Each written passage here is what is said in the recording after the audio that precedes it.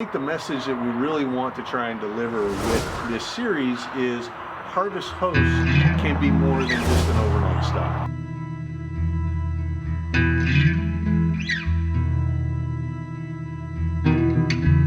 We said the mainstay that people are going to see is our model, so let's splurge and let's do a little bit on that. So that's what we did. So 1832 is the year that Freedom Township was established. Okay. Okay, and Concordia is located in Freedom Township. The script of our logo is actually based off of the county recorder's signature from a document that I found that was signed in 1832. So you put a lot into it. It did, yeah. That's nice. Yeah. If you notice on our flag when you first walk in and on the back of our bottles, there's only 24 stars. That's because in the year 1832 there was only 24 states. It was right after the Louisiana Purchase, and Missouri was actually the 24th state. So we are at the Wildwood Cellars in Paxico, Kansas, and this is a really cool Harvest Host area. They have this beautiful lawn here. Sky gets to play a little bit.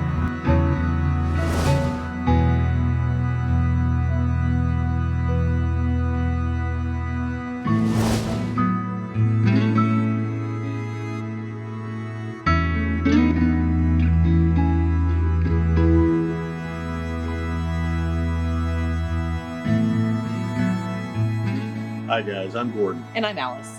Welcome to our channel. As you may know, we're currently doing a series on Harvest Host Coast to Coast. So hashtag Harvest Host Coast to Coast. Yep. Also, don't forget to give us a like, hit that thumbs up, give us a like, leave us a comment, even if it's just a one-word comment. Just tell us hi. Yeah, just say hi, we appreciate it. Because it really does help with YouTube, and it helps more people get an opportunity to see our videos. So today we're coming to you from Paxico, Kansas, and we just spent the night here at Wyldewood Cellars, yes, which is a winery distribution facility. Really nice place, great yard for our dog Sky to play in. And she's had a blast. She's had a blast. And I think the message that we really want to try and deliver with this series is Harvest Hosts can be more than just an overnight stop. Right. So take for instance, when we were in Albuquerque, we stayed at Star Brothers Brewing, and we went to the old town, Albuquerque. Right. And we spent a couple of hours down there. We had dinner down there, and we really enjoyed ourselves. When we arrived here, we went down to their old historic town, which is full of antique stops, beautiful stores, and it's just a very small town. This town is a population of 208 people. Right. Very small. And today we are going to the Wizard of Oz Museum. But hey, first, if you haven't seen that video yet, I'm going to put a link right up here, and that will take you to our episode 2 of our Harvest Host Coast to Coast video. where we went downtown where we Albuquerque. went to downtown Yes. Albuquerque. So you get a chance to see that. But today, we're going to go about 15 miles down the road. We're going to visit the Wizard of Oz Museum, check that out. And again, you know, it is more than just an overnight stop. And depending on where you are, you're going to want to talk to your host. We don't have a checkout time. Right. So we can go and do that and then come back when we're ready. And if we choose to leave at 3 o'clock in the afternoon, we can. Right. And so you don't have that RV park checkout time of Right. 11 o'clock and feel like you're rushed or anything. So Harvest Host is more than just an overnight stay. Right. So when you're planning your trips, think about that. Don't forget, we've got a very special offer for you in the description down below. Absolutely. 15% off any membership Give to me 5. Harvest Host. Give me 5. 5. There you 15. go. 15%. So you can save 15% by clicking the link and then signing up for Harvest Host. What a great way to save some money and then to try it out for the first year.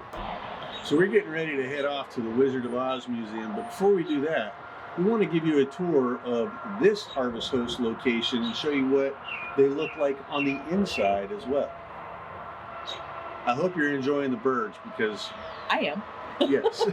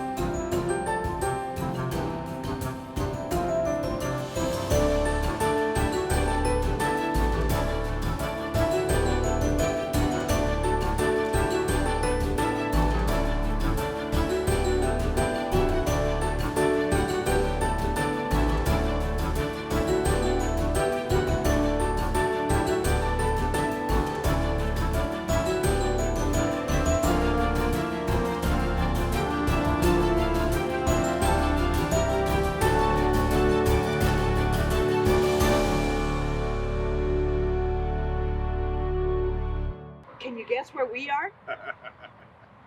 So make sure you stick around for the story behind Freedom and Whiskey and the 1832 Distillery, because it's a story you just won't believe.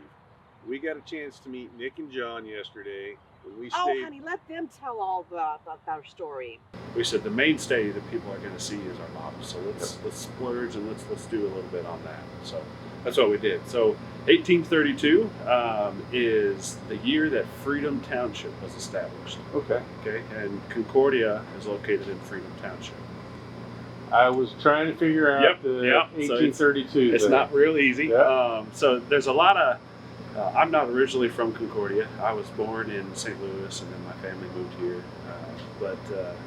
So this is my home. But John and I are both very proud of where we come from. Yep. The character of people that are here, very hardworking, very proud of their property. So we wanted to pick a name that really kind of talked about this area. Right. So John and I are actually born 3 days apart from each other. Wow. In the year of 83, which is in the middle two numbers of That's pretty cool. That's pretty cool. The script of our logo is actually based off of the county recorder's signature from a document that I found that was signed in 1832. So you put a lot into It it. did, yeah. That's nice. Yeah. If you notice on our flag when you first walk in and on the back of our bottles, there's only 24 stars. Yep. That's because in the year 1832 there was only 24 states. It was right after the Louisiana Purchase, and Missouri was actually the 24th state. Oh, wow. Yeah. That's pretty cool. You guys did put a lot of thought into this. Yeah, well, thank you. Yep. Thank you. Another thing between John and I, he's right-handed and I'm left-handed. Oh, wow. So when I grab the bottle and pour myself a drink, I can read 1832. When he grabs it, he can read 1832. Nice. It doesn't really mean anything to anybody else, Right. but it's enjoyable for us. Absolutely. Yeah. On the front of our bottles also, this gray outline. Yep. That's actually the map of Freedom Township. So we incorporated that as well. So I had known John before I moved here, but we've been friends since probably 6th grade. Wow. Yeah, Nice. 6th grade. And the property that my parents bought and built a house on, his field is the only thing that separates our houses. Oh, wow. There's That's a pretty cool. cornfield Yeah. Right. That's So pretty we spent Definitely a lot meant to of, be then. Yeah, we spent a lot of time. Yeah. Nice. Yeah. So what did you do in the Marine Corps? I was originally a field radio operator, Okay. so it was a grunt with a radio.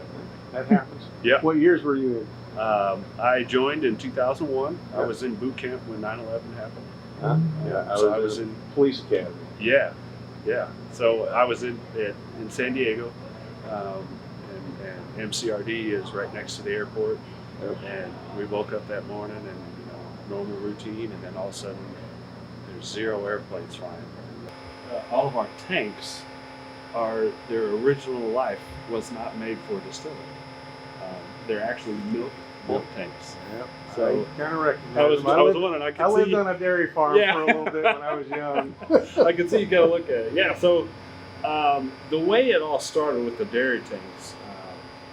So this tank right here, you notice that it's got a sign above it. It's called the Torres tank, and that's because it comes from the family ranch of one of my Marine brothers that was actually killed in Iraq.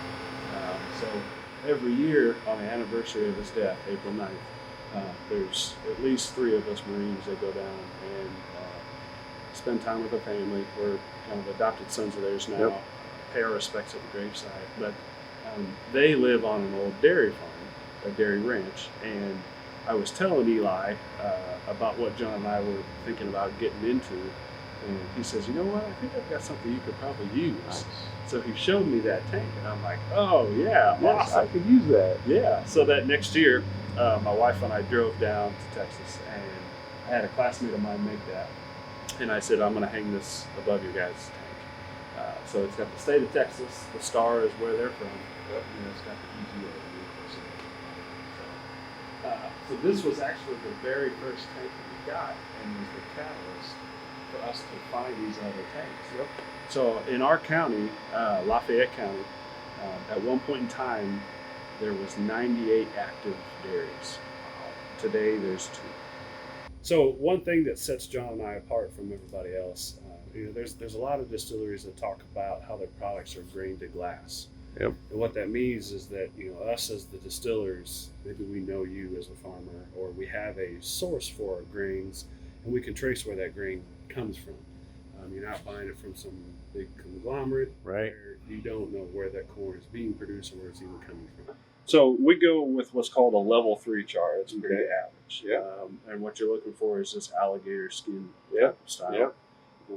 So whiskey barrels are charred, wine barrels are toasted. So this is a wine barrel. If you go in the bathroom, I made a sink out of an old wine barrel. Oh, wow. So this is a part of it. But so you think about a piece of toast in the morning, Right. unless you like your toast black. Typically just the top layer of that Just bread top is layer, changed. yep. Yeah. So the texture is really different. Huh. But it's, like you asked about the leaking. I mean, you can see how far that Right. alcohol penetrates Yep. that wood. Absolutely. And every barrel is different. Even within this single stave, Yeah. it got real close out here. Yep. But it's more towards the inner edge on this side. That's pretty neat. And every barrel reacts differently. So what made you guys decide on harvest toast, and how did you hear about it? So my family is big into camping. Okay. Mom and Dad, since I can ever remember, have always had a camper.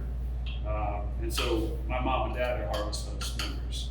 Okay. And they were really kind of trying to promote and push the distilleries and stuff like that. And so Dad told me about it. He said, "You guys have got to do this." Yep. He says, it just makes sense. So while you're visiting the 1832 distillery, just down the street is this great place for barbecue, Dempsey's. And Ivy was a great waitress. She really gave us the good treatment there and told us what was really good to eat. Gordon, of course, had ribs.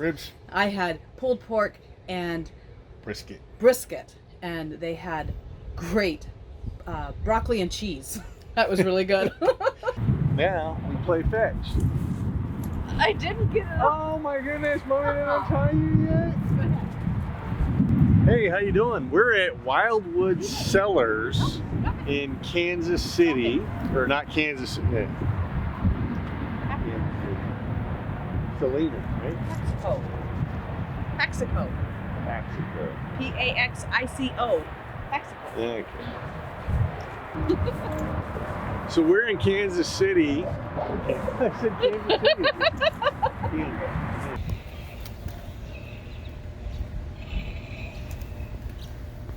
Is that lion growling at you? She's like, what is that?